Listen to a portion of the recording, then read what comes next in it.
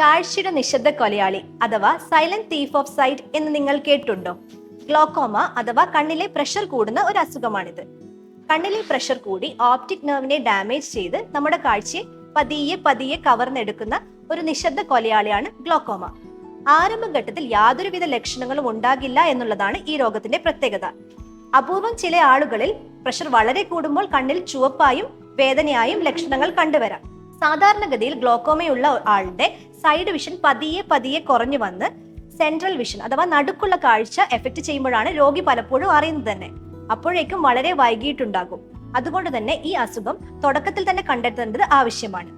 40 വയസ്സിന് മുകളിൽ പ്രായമുള്ളവർ, വീട്ടിലാർക്കെങ്കിലും കണ്ണിൽ പ്രഷർ ഉള്ളവർ, ദീർഘകാലമായി സ്റ്റിറോയിഡ് മരുന്ന് ഉപയോഗിക്കുന്നവർ, കണ്ണിന് എന്തെങ്കിലും അപകടം പറ്റിയവർ, ഇവർക്കൊക്കെ കണ്ണിൽ പ്രഷർ കൂടാൻ സാധ്യത ഏറെയാണ്.